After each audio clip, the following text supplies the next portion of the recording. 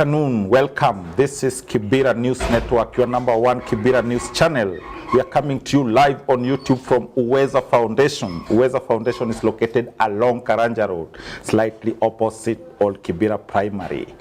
The show is Sisi Mtani. This is where we tell our own stories in our own perspective. Stories by us, with us, and for us. Ladies and gentlemen, today in the house we have none other than Brayo Storitella mwenyewe. Karibu sana bro. Poa sana mambo. Poa. Long time no see man. Where have you been? Nimekuwa kwa around mazee. Shughuli. Unajua better busy than bored. Better busy than bored. Sasa nimekuwa tu yani on the move. Mimi nilikuwa nadhani hata uli travel. Sasa hivi uko Somalia nini. Ku travel hapa nimetravel. Nimetravel around. Lakini si unajua tu shughuli yangu mob za wakati Nairobi tu. Yaani unajua Nairobi ni kama base. From Nairobi utaenda anywhere. Ukienda huko yeye ndio chape shughuli yako. Unaenda unarudi. Una fall back to your hood. Bado narudi kwa hood. Okay. Where do you stay in Kibera? So saizi si stay mtaani. Ulihama? Nilihama 2018 hapo hivyo. 2018. 2018 ndo ulihama? 2018 No, I thought I've been seeing you around. Like I thought you were still around by 2019. Tume 2019 or 2018. 2019. Lakini sasa Kibera ndo mtaani, nimeishi Kibera for 25 years. From birth. Yes. So manze vile vitu pia zinaanza kujifungua. Photography pia inalipa. Unaona bota ndipo mimi kidogo niishi kwa nyumba ya mawe. Ndio.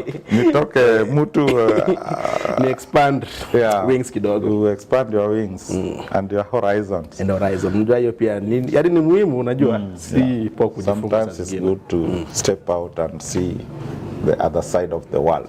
So where do you stay now? So right now, should I say it? I'll say just around the corner. Around the corner? I'm here in Kilimani. Oh, you are in Kilimani. Okay. Not bad. So you've stayed in Kibera for over 25 years. Is this where you were born? Not over 25 years. Exactly 25 years. Oh, around. I was born. I was born in Kibera. I was born in 1993. Just down in Katokera. Ndipo kwa Katokera kuna area fulani inajulikana kama kwa Mamanik. Kwa Mamanik. So mimi nilizaliwa hiyo area. Okay. Shosho yangu ameishi hiyo area. Yani memories zangu zote za childhood ni hapo tu. Hata shosho yako ameishi hapo. Buddha, Masa. Yani ile familia tu ukifuata hiyo lineage wamekuwa hapo. Yani ukidress kila kitu na kwa ile nyumba ya shosho yangu. Primo kasomea wapi? Primo kwanza unajua nilikuwa huko nimesoma hapo Nazarene. Lakini sasa kwa history ya free education. Ndio sasa pia ndio katutoa kwa hiyo private school tukaingiza pale Olimo. Sasa hapo Olimo ndo nimefanya KCP. KCP pia kaendelea vizuri. Nikaingia hapo Apail. So pale alumni wa Apail. Mimi ni alumni wa Apail. Mr. Orero mwenyewe. Mr. Orero. Ndio principal huko. So mja pale Apail pia tulikuwa na visions yani unataka kufanya usanii kidogo, unataka kufanya poetry, unataka kufanya nini bado unajidiscover unajua kutoka hapa when ni lawyer ama doctor. Hizo vitu complex exotic. Lakini mazee KCSE pia kama hivyo unacheki ile results jo ayapata na hiyo idwa zako. So mimi ni mada hapa ni get C+. Na hiyo C+ yani ilikuwa hiyo enzi kulikuwa na ile kitu inaitwa JAB. Ile ilikuwa ya gava ile. So C+ jo wewe jo auoni uni so lazima ujitafutie. So pia mimi nikajitafutia nikapata admission hapo multimedia university. Na nika apply. Actually nilienda nika apply. Ilikuwa 500 ku apply, nika apply kufanya diploma in journalism. So nikafanya hiyo diploma for 3 years. Hapo ndo sasa pia nikaanza ku develop ile interest pia ya sasa hizo huko na interest ya journalism. So ilikuwa ni pamoja ndio ukachoose hiyo course. Kwanza nilifail hiyo high school. C+ jo ilikuwa big fail kwangu. Huko fail umefika mahali unataka. Siku fail nimefika pale nataka. Halafu pia mjani nikafail nikakuja nikafail maths. Nilikuja nikapata D+. So hiyo kuja kanigonga nikasema sitaki kitu yote. Hata yuni nikienda sitaki kitu yote na iko na mahesabu business. Yeah. Mara mmoja pale hizo vitu zinakustress. Alafu naja pale high school pia nilikuwa mtu wa press club. Nilikuwa wale watakuandika articles nika pale kwa ile notice board ya shule watu wanakaa nasoma Friday wakienda kwa parade. Vitu tu zinatendeka hapo shule. Vitu zote ile tabloid kama ilikuwa kama udaku. Ile za shule. Tunaandika hapo hivyo kwa. It was allowed in the school. Ilikuwa allowed. Tulikuwa na ile kulikuwa na press club. Na pia kuna club fulani ilikuwa inaitwa Talent Arts. Na hizo vitu zilikuwa allowed. Yaani ilikuwa form pia kwa express vitu zinaendelea shule. Alafu pia shule pia ilikuwa inaitambua. Pia kulikuwa na ile school magazine. Unaweza tu story part in those sana. Nilikuwa na take part na nilikuwa naandika vitu mob sana. Nilikuwa poa sana poetry. Unja before nilikuwa nilikuwa nafanya spoken word. Na pia nilikuwa naandika mstari kidogo. So nilikuwa na vision fulani nikimaliza hii shule maybe naweza kuwa kirapa hivi ama naweza kuwa poet. Hiyo pia nikajaribu kitu kama 1 year haikuingiana vizuri. Yaani hata hiyo interest ikatoka tu. Lakini bado nilikuwa naandika poetry, mbona nilikuwa ile form ya kuja express nini mambo na mapenzi, mambo na nini. Na express niko pale na Facebook group, post. Na pia na build fan base, watu wanasema kijana naandika vitu real. So nika develop ya fan base pale. Watu wana like vitu zako. Na nilikuwa na project fulani hiyo time. Ilikuwa inaitwa Words for Sale. Bado uko shule na uko na project. High school. Ilianza kwanza high school. Hiyo Words for Sale ilikuwa hiyo project yangu ya poetry kuandika mistari. So in such a ilikuwa such a way that naweza andika poetry na ni impact life ya msee in such a way ama pia naweza uzia pia msee wasee hizi words. So nikafunga pale Facebook page Words for Sale, nilikuwa naandika kama vitu tu ma rhymes tu. Alafu pia napata wasee pia walikuwa wana respond poa. Wana kufollow, wana like, wanasema mazee hii inaweza. Lakini sasa hiyo time tena then after hapo that kuja kwa photography. But ulikuwa na some like dreams, lawyer, kuna vitu ulihesabu hapo mbele. Hizo nilikuwa na dream moja kwa doctor. Hiyo ilikuwa dream yangu na haikuwa ibadilikanga kutoka primary.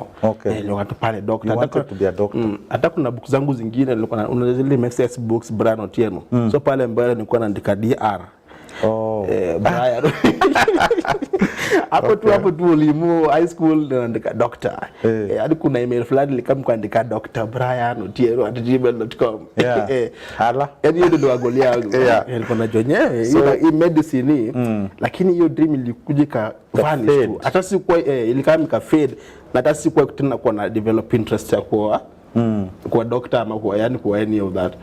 Nilikamtika kapotea tu kabisa. Na hii dream hii passion nyingine ya poetry and being artistical pale fade tu hivyo. So hii passion pale develop high school. Ndio pale high school nilikuwa nimesoma na wase wengine. Sijui kama unajua hii group inaitwa Wakardinali. Kuna group fulani ya marappers. You know them. So ndio tumesoma nao. Huyo one of the best rappers anaitwa Ska. Wa classmate wangu na pia at some point pale kwa decimate.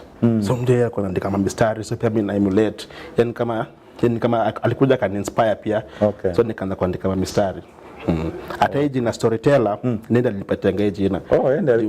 Mistari zangu zilikuwa za tell stories. Tunaweza kukwambia vile niliamka asubuhi, nimeenda pale kwa dining hall, nimekunywa breakfast, nimeingia pale asubuhi preps, nimepatikana nikalala, ndio hiyo tell hizo stories. Nilikuwa na tell hizo stories poetry form. Ulianza kwa Storitella kitambo. So msaka na tunaenda ku develop ile visions za usanii. So time fulani tunajipatia majina za wasanii. Wanajipatia jina. So pia mimi naka pale mtu akanambia wewe jiite Storitella, unajua unapiga stories tu kutell stories. So hata Storitella haikuja na photography, ilianza na poetry. Ilianza na poetry. Home kwenyu ushago ni wapi? Mimi ni mtu wa Ugenya wapi? Siaya County, Ugenya. Ugunja, Ukwala, Naolo. Ni mashambani huko. Kama uko huko unapata ile nini? Unapata ile network ya UJ. Inaitwa Ahono. Nyaholo. Unapita Luhano. Hapo sana ushago sasa. Kama uko hapo ni wanu unatembea hadi kwa kijiji na mguu. Ala. Wow. Ndio kama saa zingine uko huko unapata ngale MTN na kama inaguza kidogo na inapotea. So unapita Luhano hapo kidogo, hapo mbele ndio Nyaholo. Alafu napanda huko juu. Sasa hiyo ndio huko ndo mtaani sasa. Yaani huko ndio ancestral. Wewe ni mzee wa home. Mimi hapo Siranga. Huko mazee. Huko ni mbali. Wala ndio nimesomea. Sina Steve. Huko ni mbali mazee. Unajua teflani nimeenda huko Nyeri County. Wendi huko sana sana. Sendangi huko sana sana juu ni mbali. Wazazi bado uko hapa. Wazazi wako hapa tu. Wote Mbuyu na Madha. Mbuyu na Madha wako hapa tu. Huko ni shosho ndo anakuanga huko yani. Rudi huko. Okay. Lakini shughuli labda unapata shughuli zetu. Ziko Nairobi huko so moja pia kwenda huko yani. The last time ulikuwa huko ni when? Ilikuwa huko last year October. Okay. So not so long. Not so long. Unajua unaenda Kisumu lakini tena una imagine utachukua 2 hours. Kwenda huko Ugenya, unapata hiyo time ndio ni refu sana. Kwenye inaitwa kwa nani huko home? Huko kwa Ofifo. Kwa Ofifo. Ofifo ni grandfather wangu, ni msemo moja legendary sana pia huko. Lakini saizi alitoacha. Okay. Kwa Ofifo. Kwa Ofifo. Huko Nyaholo. Nyaholo. Wow. Sounds fupi sana. So ukaingia multimedia ukafanya hii journalism. Ukaachana na zile story zako za kuwa doctor, poem and artist. So how did it move from there, like from multimedia? How did you end up being a big name in the photography? Actually story zote zilianza hapa Kibera. Unajua before nije multimedia, unajua ukisema high school kuna na ile period ya certain months like 9 months. Unangoja uitwe university. So hiyo period ndipo mimi kwangi mtoka place moja. Hiyo period nilikuwa natembea, nilikuwa na move mtaani. Tundeta hiyo time hata kuna mandudhi ni miguu tu alafu napata pia distance ni fupi. Time fulani natembea kutoka Soweto hadi najipata huko Memorial. Tena kuja na rudi. So hiyo process nikaanza kudevelop ile interest ya photography. Unatembea hivi na cheki vitu zinafanyika mtaani. Na try to imagine ningekuwa ni sembuse ningekuwa na cameras hii capture moment. Lakini sasa hiyo time sina camera but niko na simu. Niko na phone. Zile simu. Ni zile simu za kitambo. Kuna Nokia fulani msangu walinipatia when my high school. Na ilikuwa na kamera moja pia wazimu. Hata ziko si touch. Zilikuwa VGA camera. Zile hata si 2 megapixels zilikuwa VGA. Ilikuwa siwezi kumbuka jina but ilikuwa napiga picha noma sana. Hiyo kamera nilikuwa natembea nayo naona kitu na capture. Hizo picha pia nikilimtaya na kama nazi review na cheki picha ziko mingi. Unasema bado sikuwa na ile notion za share my images Facebook ama Twitter ama wapi. So mimi nikaendelea tu kuexplore tu mtatu. Alafu nika develop ile entrance ya sunrise na sunset.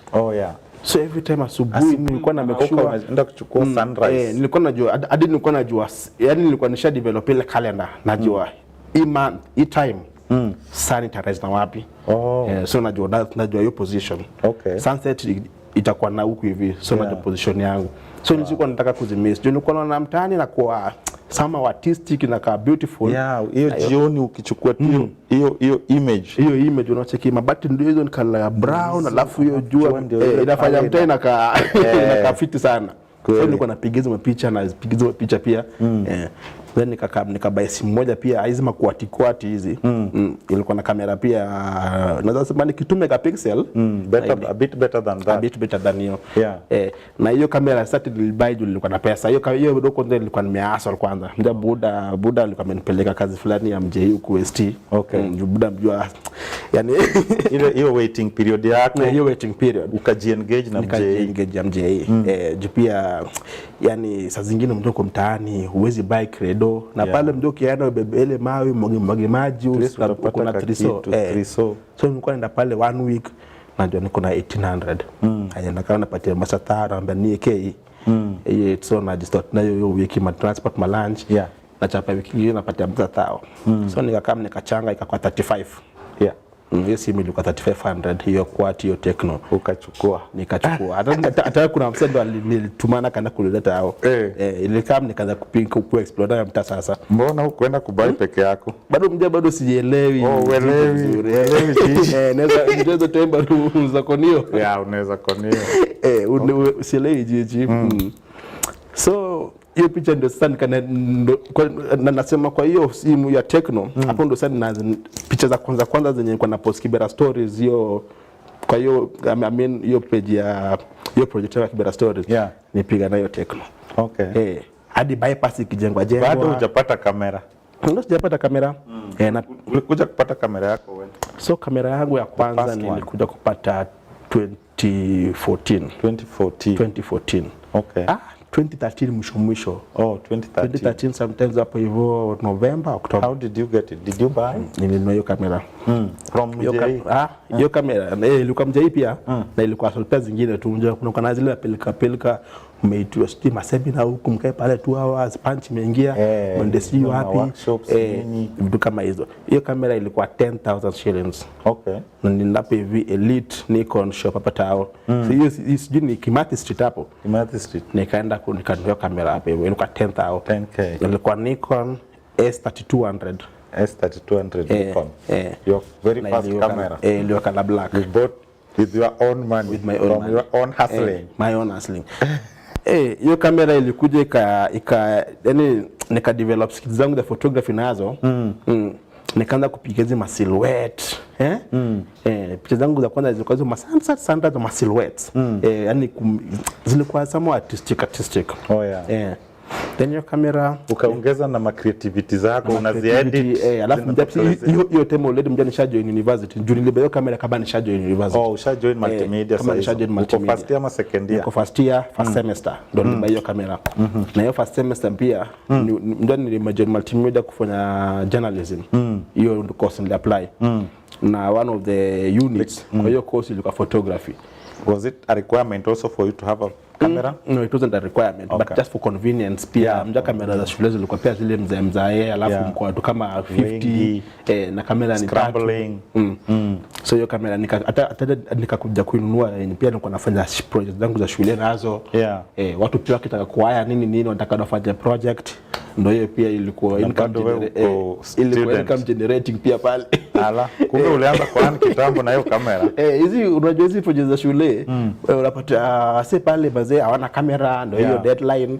Alafu pia mjana naishi mtaani. Alafu mtaani pia mjai kuna ile opportunities za ku get ma photos, ma videos. Sasa naleta ma classmates wangu huku wafanye story, mwingine anamwambia na waleta huko wafanye story ya barabara ya bypass hiyo Bombolulu hadi Langati kiundwa. History ya reli hizo nyumba zikiundwa nileta wase huko ma classmates wafanye hizo ma stories for school project. Na mdogo kama pia mimi napata kitu na wachaje hii itakuwa 200 itakuwa mimi na save. So hiyo first camera yako ikakuokolea hivyo? Hiyo first camera yangu ikaniokolea kabisa. But kabla tuendelee na hiyo first camera yako na second, Kibera Stories, when did it happen? Is it when you were at multimedia or before? So Kibera Stories ili happen before. I mean 1 month before I joined university. How did it come to your mind to start Kibera Stories? So your time ndio nipiga picha mob na hii simu yangu ya Tecno. Naangalia hizo picha. At some point tukameka pale kwa reli hapo Soweto. Hapo Seno. Ndio Seno. Kulikuwa na kimlima fulani. Kiwanja kilikuwa hapo hivyo. Hata walikuwa wameanza construction bali kulikuwa na kimlima fulani hivi. Alafu pia kulikuwa na baadhi kulikuwa na kiwanja. So nimekaa hapo na picha zangu za Kibera Stories. Hizi za Kibera hizi naangalia. Ikanigonga nikasema acha niende YouTube niende Google naangalia picha gani zinapigwa za mtaani.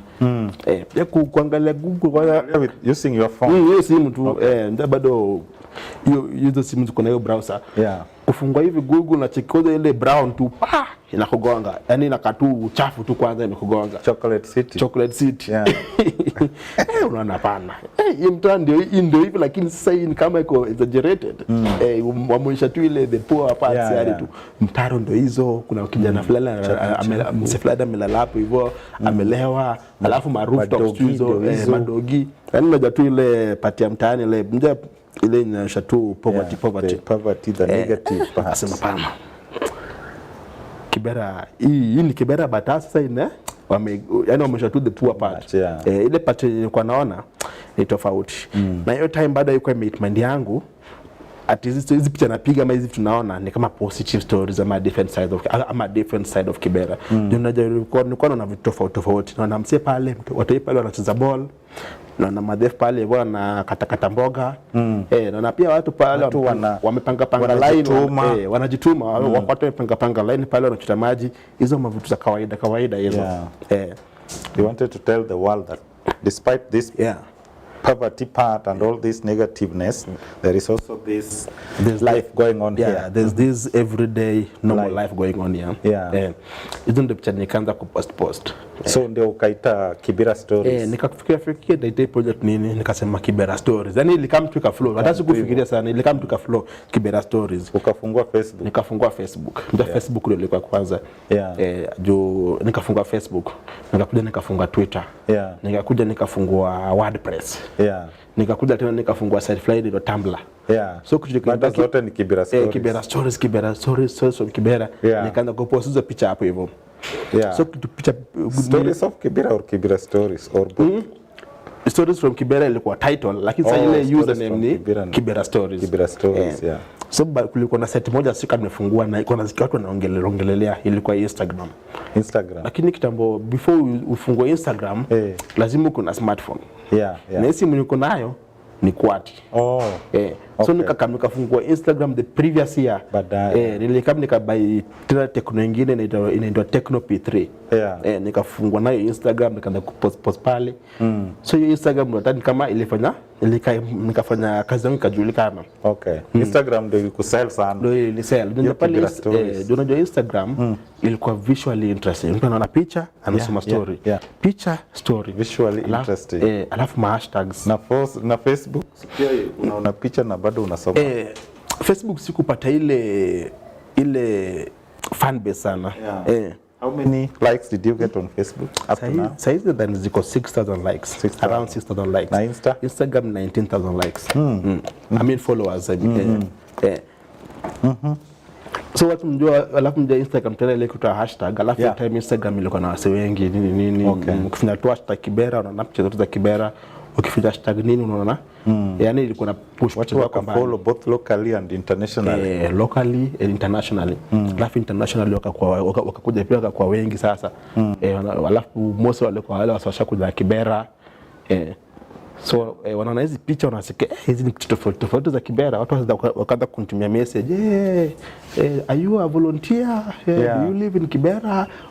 Watu walikuwa na hata mimi ni NGO moja kubwa sana wanataka kuja wafanye internship na mimi. Wafanye internship na wewe. Kuwapea hiyo opportunity. Zika bado opportunities. Sasa bado sielewi industry bado vile operate. Bado mimi ni kijana mdogo tu na kamera na post caption na share. Bado passion yako tu ni kushare. Bado sina ile vision. Hata una idea ya how can I generate money out of this? Sina idea how can I generate money out of this? How can I monetize this? Sina idea. Nina tu kwenda kupiga kama hizi vitu zafanyika size nomination. Already niko pale na kamera yangu. Kuja jioni editing for fun, kuedit kushare Instagram. At what point did you start monetizing? Actually monetizing Kibera Stories like I haven't really monetized it. So Kibera Stories, what happened? Kibera Stories became my portfolio. People were going there and looking at photos, and looking at the photos, and they were seeing that the photos were beautiful, and authentic, and real, and they liked them. And they're like, we saw your project Kibera Stories, we love those photos. We are also having a project in Meru, and we want you to go and document that project the way you are taking photos of Kibera. Those photos are very real. In Meru. Was that like your very first assignment? Actually, that was my first assignment. Wow. I need to, like, it's important to mention it. That was my first assignment, but that one came like 3 years later. 3 years later. Remember, I started Kibera Stories in 2013. Yeah. But the first time I made like a substantial amount of money, yeah, like good money in photography. Yes. Yeah. Ilikuwa hiyo January 2016. January 2016, assignment to do something in Meru. To go and document some activities in Meru. And it was an organization from Canada. They looked at my photos from Kibera and they really liked it. Like, and using your own camera. You still had your camera? So that time I already had a camera. Okay. Yeah, that was another story. You know, this camera that I was using, I won it. Oh yeah. I didn't buy it. I had won it. The second one now. Yeah. Okay. I had won that camera. It was some kind of an award. It was an award. Okay. So and there's a photo. I remember you applying for that. Yeah. You're the one who sent me the link. Yeah, I sent you the link. I was in US that time. You sent me the link. 2015. Yeah. Yeah. And that camera came all the way from Germany. Ah, yeah. And I was given to it. They shipped it. Yeah, I got it in Nairobi. Okay. It was a Canon? No, it was a Canon 700D. Wow. Yeah, it was a very clean camera. The screen, you can flip it. Yeah, yeah. You do videos, take photos. It was a good camera. So your camera ikakutoa nje? Your camera ilinitoa nje. Kazi ya kwanza nichapa na hiyo kamera ilikuwa 60,000. Hiyo 60,000 Meru. Meru. Wow. Sasa kwa hiyo assignment ya Meru nikaambiwa sasa hizi picha tunataka uzisend kama kwa field. Real time. Ni send in real time. Sasa mimi niko na ile kompyuta ya TFT. Okay. Na tawa. Hiyo kamera bado iko na nini? Na wifi. Haina wifi, haina wifi, haina hizi ndio ziko nazo. Na hiyo assignment ni 60,000.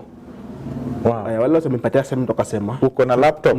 Sina laptop, wakasema tunataka utume hizi photo in real time. Yeah. Lakini sasa kitu ilifanyika, hiyo organization walinipa in advance, walinipatia 23,000 in advance. Yeah.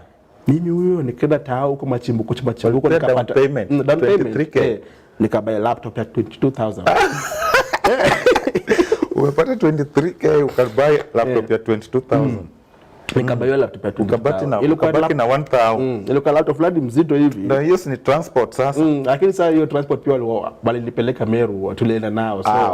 So bado nilikuwa sorted kama nikabaya laptop. Ilikuwa laptop moja, ilikuwa HP moja mzito, lakini ilikuwa nafanya kazi. Nimetumia hiyo for almost 2 years. Okay. That was also your very first laptop. My very first laptop. Oh, this is interesting. Yani ilinifungulia njia hiyo pia. So ukapata hiyo Meru. Ladies and gentlemen, this is very interesting. We are having storyteller mwenyewe telling us his own story in his own perspective. For your information, we have ODM nominations going on, and in Kibera also people are lining up voting for their favorite candidates. Please, if you have not, go ahead and do your voting, select your leader, because if you don't, you might end up regretting. Also, we would like to say rest in peace, former President Mwai Kibaki. May your soul rest in peace. Steve, I don't know if we have anyone saying anything. If not, Brian is still telling us. So, Meru was your very first time. Yeah. Kibera Stories ikaku-expose out there, ukaanza kupata ma-assignments. Ilikan expose. Yeah. Then sasa ukaanza kupata ma-assignment. Lakini the first assignment ilikuwa NGO. Lakini pia mimi niko najibu kama journalist. Okay. Niko najibu, yani napenda kujita photojournalist. Yeah. Documentary photographer. Yeah. Ndio juu yani specialty yangu ni yangu ni gani? Oh yeah. So when you photojournalist. Okay. Using telling photos, documentary photojournalist. Documentary photographer. Oh, documentary taking photos that tell stories. Oh. Taking photos that tell stories. Or telling stories using photos. Or telling stories using photos. Yeah. That's how you describe yourself. Exactly. Okay. Wow. Telling stories. So you did several other documentaries? Yeah, so now we are in 2016. Yeah. Yeah. Yeah, because 2016 You already have your second camera. I already have my second camera, and I had my first assignment from an NGO, which was in January. Yeah. But then all through 2016, I was still doing Kibera stories, sunset. Okay. Still keeping on. There's an event in Kibera, all these events. And those ones you were doing voluntarily? Everything was voluntarily. Yeah. I had a calendar. I knew what was happening. Okay. Yeah, I knew today is ED. Updated. Yeah, I have some friends in Makina. Yeah, let me go and take photos of it. Yeah. I'm like, oh, the Nubians wanafanya wedding huku. How can I go and take photos? Then I start inquiring, do you know somebody who's wedding? Can I go? Naenda pale kwa hiyo Nubian wedding napiga photos. Ndio nilikuwa nataka include different aspects of life like Kibera. Yeah, you show how Nubian wedding looks like. How unique is it from other weddings? How it is unique. And also the Nubians are like they were the first people to settle in Kibera. Juna jamii nimezaliwa huko O2H na pia nikaishi Soweto. So sikuwa najipata hii area Makina sana. Okay. So pia nilikuwa nafikiria hii Kibera stories. And I include all the villages. Kuna 13 villages. Most of the images napiga Wakatwekera, Soweto, Kianda, hiyo side. Hizo maside Kisumu ndogo. How about line Saba, Makina and others? So nikaanza kumake friendship pia na watu wanaishi hizo in the other villages.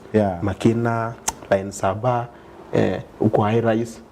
Naanza kubuild like a network of friends. So nenda huko napiga picha ama na interview. Na ilikuwa 2016 hiyo. Nilikuwa nafanya a lot of interviews yani. Uliwahi kuwa na issues za insecurity? Una feel you are not safe? Maybe uko Soweto East or Saba? Side yangu ni Soweto West. Lakini nasema niko very lucky sijai kuwa na issues in security.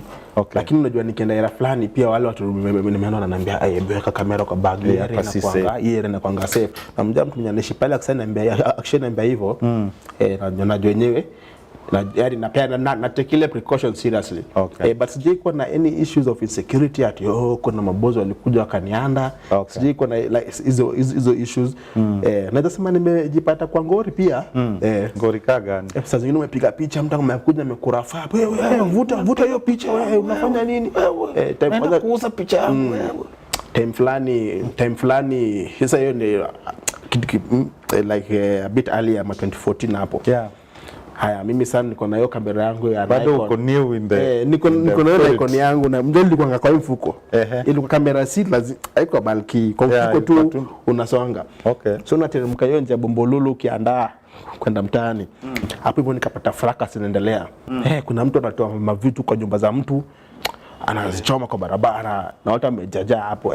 Mimi ndio wewe na kamera yangu na ile akili yangu ya journalist nikaanza kupiga picha ile kisniper anapiga picha zangu natembea kidogo nikasikia mtu anashout huyo anapiga picha watu wakanigeukia wote na kwanza wewe mtu alikuwa anatoma vitu kwa nyumba akakuja na panga shika wewe unapiga picha hapa hivi hujui nimefanyika hapa hivi sasa nikamwambia hapana sijapiga picha hebu toa hiyo kamera ndio ile lakini hebu nionyeshe hebu leta hiyo lakini sasa alikwenda kuchukua kamera yangu. Ameleta tension ile inciting ile watu wamekuja vijana sasa uko solo. Sasa niko solo lapia niko na kamera yangu hapo kwa mkono nimeshikilia hivi. So kamera sikuachilia. Ndio kwa industry nikuja nikaambiwa kamera yako hiyo ni tool yako usiyapatia mtu hata mtu akiangalia picha hivi. Never. Make sure umeshika hiyo strap. Yani the worst thing you can do is to delete. I can insist. So alikuja ka insist nikaidelete hata nikaformat card. Mimi huyo nikina pale mtaani nikazirekaba tena mdo kuna software ya recovery. Hiyo incident ilikuwa very interesting. Nilikuwa nataka kumshare nimeshare.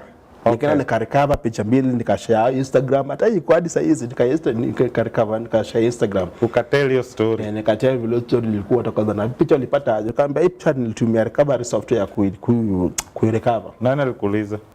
One of my followers. Naweza kumbuka kulikuwa na comment moja hapo hivyo chini. Wow. So hiyo ilikuwa one of the incidents that naweza recall yani. Na ilikuwa the very first time kama bado sielewi vitu bado vizuri. Would you say that was like one of your worst moments in photography? Others? There are others. There's one other which was very sad. Which one? I always think about it. So this one happened in I think it was also 2016, 2017. So, you know, when I told you that I was also always fascinated with the sunrise and the sunset. Yeah. So one day I woke up in the morning going to take my usual sunset photos. And then that night it had rained heavily. It was like heavy rains. Yeah, Steve. So when I was, you know, I was always having my camera on my neck. Yeah. So that people can know that I'm a photographer and I'm here to take photos. Yes.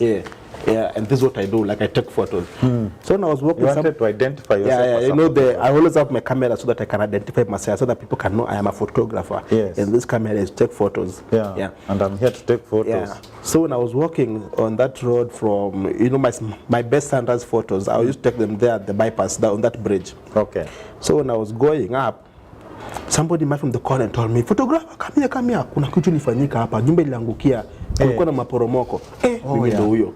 Kind of mudslide. Mudslide. Mimi ndio nikaingia kwa choche, nikaingia hapo hivyo. So mjani niko na hiyo kamera yangu, nimefika hapo hivyo napata kwanza mood ilikam kwa ikachange. Yeah. Ile mood ya barabara hadi nikafika pale mudslide ili happen. Mood ili change, yani vitu tu ilikuwa tu silent. Yeah. Kidogo na kama napata mtu fulani amelala hapo kwa meza. Huyo mtu yale kama yani mimi nadhani amelala. Amelala kama amelala. But huyo mtu yale kamekufa. Yani hiyo mad ilikuja ikamfunuka. Yani ikamfunika. Ilikuwa usiku. Nani usiku? Ilikuwa usiku, but hiyo sababu nikatoka nikafika kwa asubuhi. So you took those shots? I didn't take those photos. I was so touched. I was so traumatized. Yeah. And I just felt for the parents, because the parents were there. Like I didn't talk, I didn't take any photo. Like it just touched me. Because that kid it was like as if he was sleeping, but a boy or a girl? He was a boy. It was like as if he was sleeping, but he had died. And that really traumatized me. I was like, I was even thinking like these parents, they were expecting an ambulance or a police or to come, but it was somebody with a camera who showed up. Oh yeah. Yeah. So I didn't take any photos. So bad. Yeah. I didn't take. I really felt bad. Yeah. I feel like those were one of my lowest moments in photography. Yeah, sometimes it happens in that industry. Yeah, I know they say the photo is important, but I felt like I don't need to take this photo. You didn't have to take that.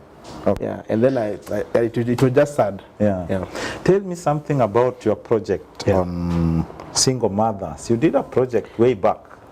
It's about the teenage mothers. Teenage mothers, yeah. So I did this teenage mother project in October, November of 2016.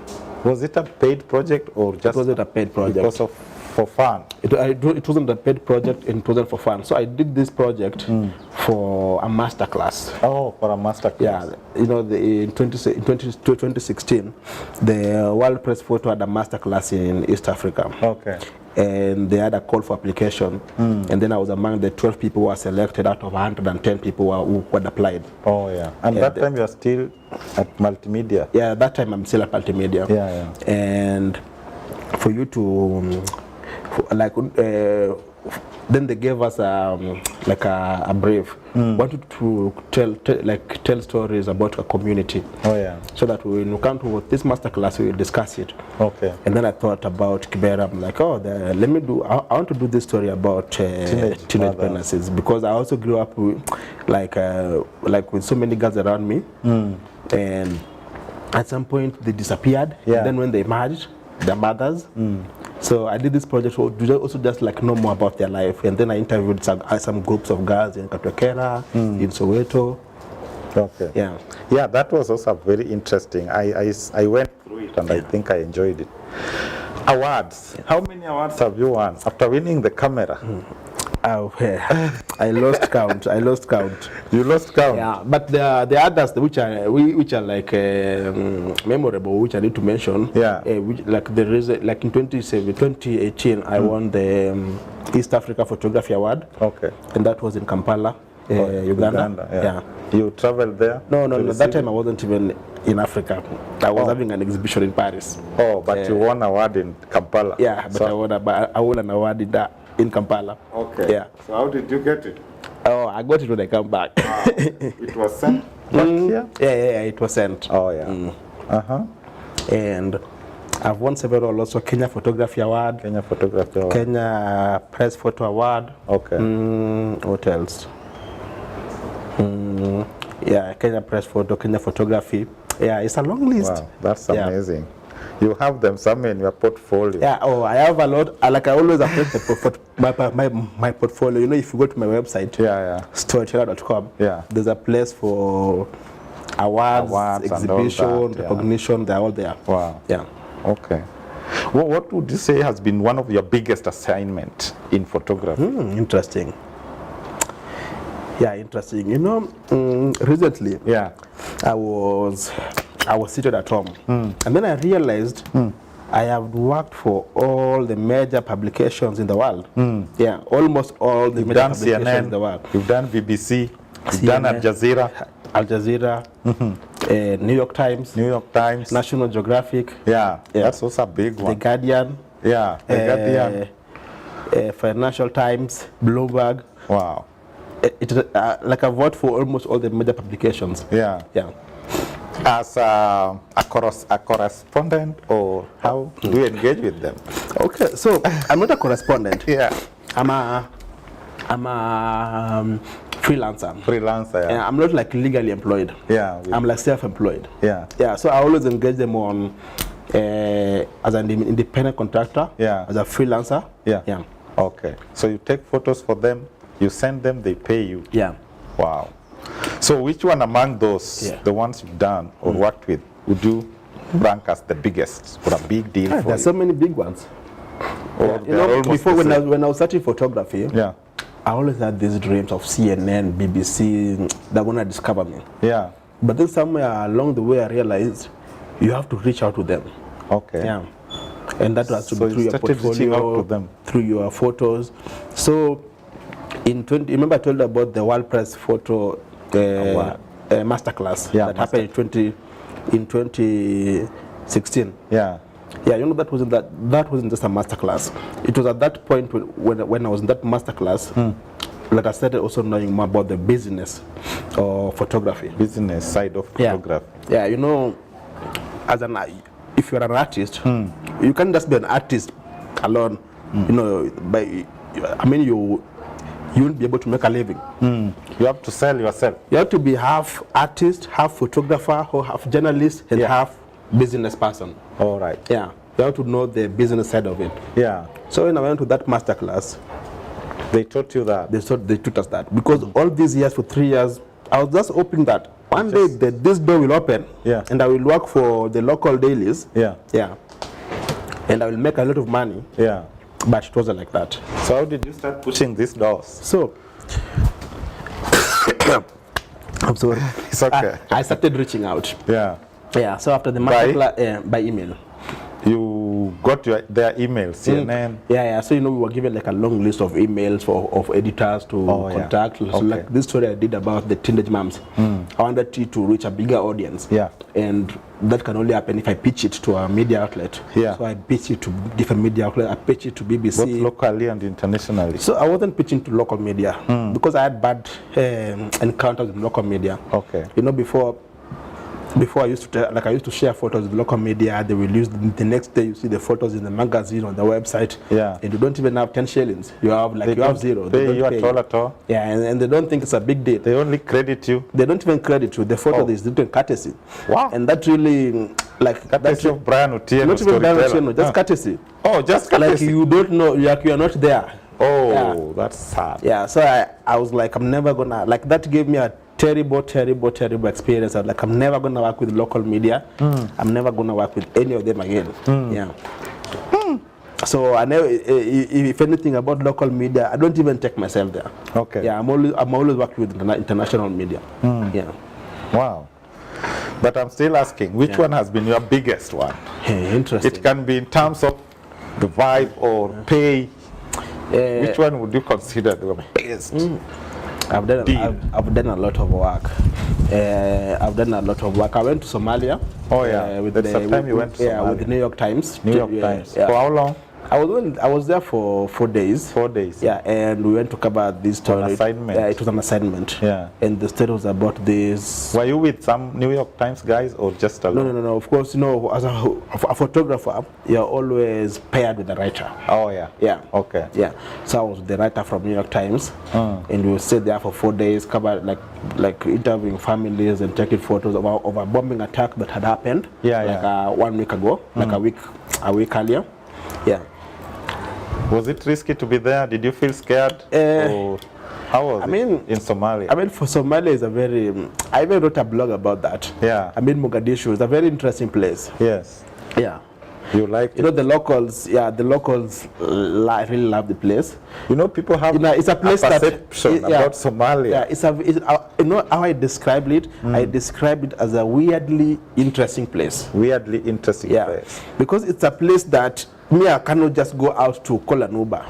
Yeah. You have to go with somebody. A local? Yeah, you have to go with a local. Okay. Yeah. They don't, there is a mistrust issue or what? Yeah, there's a lot of mistrust. Like they don't know who is who. Like there's that mistrust. Yeah. Do you have anybody who knows you here? Yeah, like it's a place that something can happen here anytime. Anytime, and then the next day it will be cleaned up and business will be going on as usual. Yeah. Okay. So it was a good that experience. Assignment was big one. Yeah, I with can say, New York Times. Yeah, that is a big one. And I also had an assignment to National Geographic in Naivasha. We were doing a story about Hippo-human conflict. Yeah, I saw that. How big was that? How long was it, the project? So the project I was there for 8 days. 8 days. Yeah. National Geographic. Yeah. How did they get you? Or now you are a big name. Social media. You know, everything is social media. Yeah. I always tell photographers. So they just reached out. Yeah. So they just reach out. You know, I have social media, I have Instagram, I feel like I have a strong... Moses, I hope you are listening. I have a strong portfolio. Photographer. Yes. Yeah. And editors out there, they're looking for somebody with a strong portfolio. Somebody who they feel like you can be trusted with this one. Yeah. Okay. Yeah. And they have seen your work already. They've seen your work. And before that had been published all over, you know, you Google my name. Like, you Google a photographer in Nairobi, photographer in Kenya. I will be there. Yeah. Wow. So social media is very key for artists, young photographers, people people who are emerging. Okay. Who is your inspiration in photography? Interesting. So I'm having a bit of a flow. I'm sorry. Oh, sorry. It's okay. So I'm not gonna say like an inspiration, but the first time I ever bumped into images that I considered like, oh my gosh. The first time I ever bumped into images that I considered like storytelling or documentary was also in 2015, and those images were of post-election violence. And when I was looking at those images, they were the real thing that had happened. They were like, you would see them, they were gruesome. Boniface Mwangi? Exactly. It was Boniface Mwangi. Okay. I felt like this was it. Yeah. This is how it was. I want to be like those him. Images spoke to me a lot, like, I want to be like him. Okay. I want to cover war. I want to go to Afghanistan. I want to go to Syria. I want to do the extreme. Yeah. Wow. And then at some point I also discovered the work of a photographer called Steve McCurry. Yeah. And his images were so clean, well composed, colorful. I'm like, oh, this is it. This is where I want to be. This is where I want to be. Wow. So I'm not going to say Bonnie was like an inspiration, but his photos have been somewhat influenced. Along the way, yeah. Wow. Interesting. Steve, do you have anything? Anyone saying anything? How much have you traveled? I know you have traveled a lot. I haven't really traveled. You haven't? Yeah, I haven't really traveled. So, locally I've traveled a lot. Okay. Internationally, I haven't really traveled. I know you've been to France, Germany. So the first time I was in France, the first time I ever left this country, I ever left the continent, was to France. And there I had an exhibition. Was that exciting? It was exciting. How did it feel? It was a good experience. Yeah. It was really exciting. I had an exhibition in Paris for 1 month. Okay. It was at a university, and people are coming to see the photos, and the feedback was amazing. You know, like, oh, this is good, this is real. It's cool. Yeah, we never heard about this community, but looking at these photos, we feel like we're in that community. We feel like we are there. In because I showed like different aspects of Kibera, the good, the bad. You know, people play the football, real life, fire incidences, the real life. Yeah, and that was for 1 month. And also during that time, I also had an exhibition. That was paid for? That was paid for. Okay. Yeah. By who? So it was that was paid for by this German organization I've been working for a long time. They're called DSW. Okay. Yeah. DSW. Yeah. I see. Oh, no. DSW paid for exhibition that I had in Germany. Okay. But in Paris, so what happened? Through Kibera Stories, I've met different people. Yeah. And one of those people that I met through Kibera Stories was also the person who also like introduced me or introduced my work to this university in Paris. Yeah. And then they were also interested in my work, and then they invited me for the exhibition there. Okay. Yeah. Wow. So Paris, Germany, you also went for an exhibition? Yeah, Germany, I was there for an exhibition. You also did New York? Yeah, I was just in New York, I was in California. Yeah. Yeah. Why are you saying you have not traveled? Because I never stayed that long in those places. I always go finish my businesses and come back home. Work. Yeah. Yeah, but that's still traveling. Yeah, but that is traveling. Yeah. Yeah. Wow. Any best experiences with your traveling? I mean, the world is the world is a big place. I know. Yeah. Yeah. You know, when you're in Kibera, Kibera is also a good place. Yeah. But when you're in Kibera gives you that impression that you have it all. Yeah. You have the 7 wonders of the world in Kibera. Yeah. Until you travel out, you feel like you've been missing a lot. You see the other side of the world. You see the other side. There's that culture shock. Yeah. Yeah. You feel like you need to expose yourself. True. You need to see other places. And you're like, wow, this is...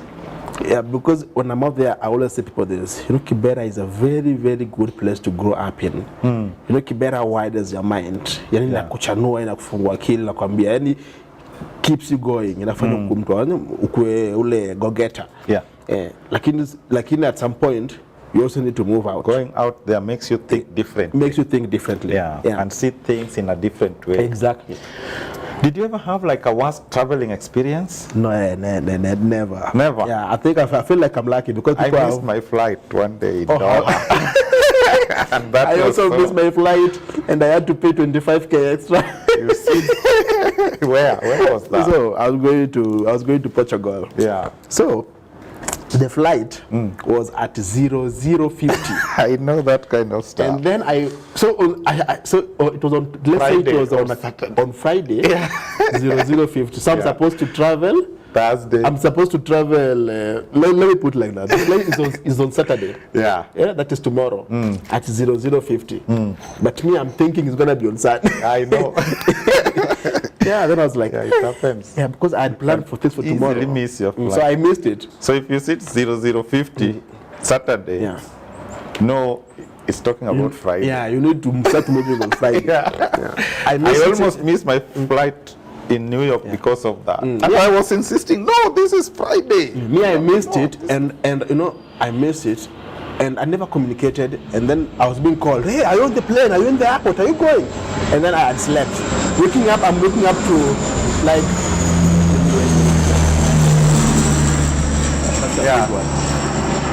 Then at some point when I woke up to like 20 missed calls. 20 missed calls. Then from the airlines? No, not the airlines. Your like, friends? Yeah, from my friend. Okay. Like I'm looking up 20 missed calls. I'm like, hey, what's happening? Then I'm seeing, whoa. I'm looking at the ticket. Whoa. Then I called Qatar Airways. I told them I'm in the airport and I missed this flight, but I'm at home. Yeah. So what can I do? Yeah. Is there a next flight? So like, oh, there's a next flight tomorrow at 3 p.m. So can you put me on the next flight because I missed this flight? Yes, you can. But that's gonna be 25k penalty. I'm like, hey, it's okay. Yeah. Yeah, those are experiences. And even locally, I do miss a lot of flights as well. Okay. Sometimes you're going to Kisumu on Jumbo Jet to Safari Link, and then you miss Safari Link. You have to now travel to JKA to get Jumbo Jet because you are needed there in the morning. You have to be there. Yeah. And you can't. Yeah, I'm a bad timekeeper. Okay. Yeah, I'm a terrible in timekeeping. Tell me about your family. Wife. Yeah. Girlfriend, dating, kids? So I have one kid. Yeah. Yeah. I'm in a relationship. Yeah. Yeah. Okay. And there's also, so I'm gonna be a father of actually 2. Okay. You are expecting another one? Very soon. Wow. And the first one is a boy or a girl? Daddy raising girls. A daddy raising girls. You are also expecting another girl? Yeah. Wow. Congratulations. Okay. That's cool. Anything else that I might not have asked you and you want to share with the people? Yeah, a lot of young photographers. Yeah. I meet a lot of young photographers in Kibera, and they have also come across my work. Yeah. And they're always like, oh, Storitella, I have this photo. It's a very nice photo. How can I turn this photo into money? Yeah. Like I told them, it's not like that. It doesn't work like that. Yeah. Yeah, it's a How process. does it work? Yeah? How does it work? Yeah, you can't just have this photo and then take it to the shop and come back with money. Yeah. It doesn't work. You need to build yourself. It's a gradual, it's a process.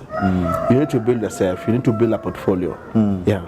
Okay. You need to capitalize on getting a website, making good use of social media, always being there, on Twitter, social media Facebook, presence.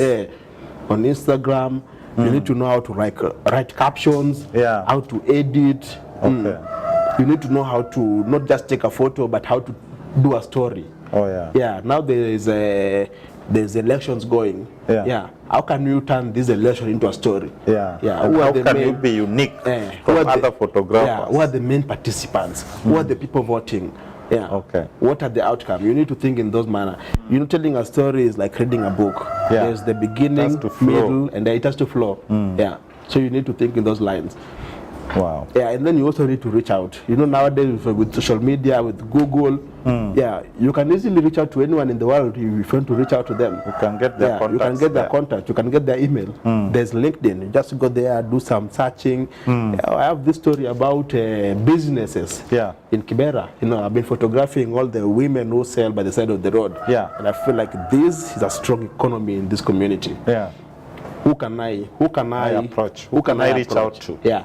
There's Business Times, there's Business Review, there's you look at those kind of and outlets. You pitch it out. Yeah, and then you pitch it out. Okay. Yeah. Have you pitched out one? So nowadays I don't really pitch. Oh. Because I feel like there's a lot of work. Yeah. Yeah. So the also time for pitching is not really there. Okay. So what do? They reach out by themselves? So nowadays I'm more into, I do a lot of NGO assignment, and that's why I do travel a lot. I was in Garissa a few days ago. I was in Homa Bay also a few days ago. Wow. Like in Mombasa. I just moved from Nairobi to this place. Doing NGO kind of contracts. NGO kind of contracts. Local NGOs, international NGOs. Because my biggest clients are NGOs. Yeah, because what happens with NGOs is that NGOs have projects that they've implemented in certain communities. And also NGOs are also funded by people. Yeah. And those people also need to know what's happening on the ground. Yeah. They want to see those visuals documented. Yeah. So we videographers, our role is to document this project. Yeah. Okay. Yeah. What's your worth? Somebody wants to hire you. What's your worth like? So what happens? My worth. Yeah. A tricky one. It's not really a tricky one. In this industry, you work according to how long you've been here and how people view your work. Yeah.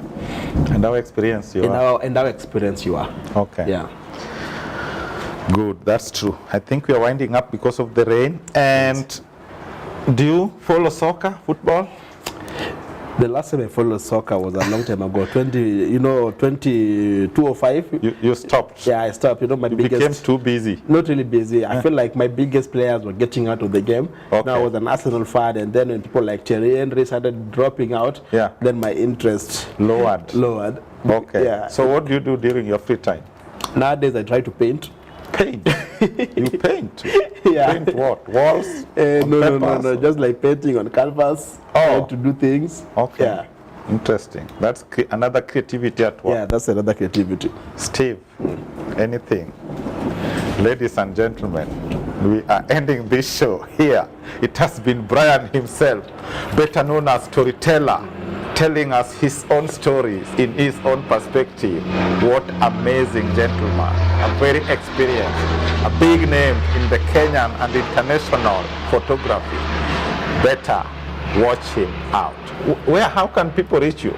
So I'm on Facebook. Let me start with Instagram. I'm on Instagram at Kibera Stories or Storitella. On Facebook, Storitella or Stories from Kibera. Basically, Kibera Stories on Twitter. Yeah. So if you just search Kibera Stories or Storitella, you'll find me. Okay. And I have a website, kiberastories.com or storyteller.com. Wow. Yeah. Thank you very much, guys, for watching. It has been nice having you. Till we meet again next week with a new guest, this has been Sisi Mtani. Bye-bye. Bye-bye.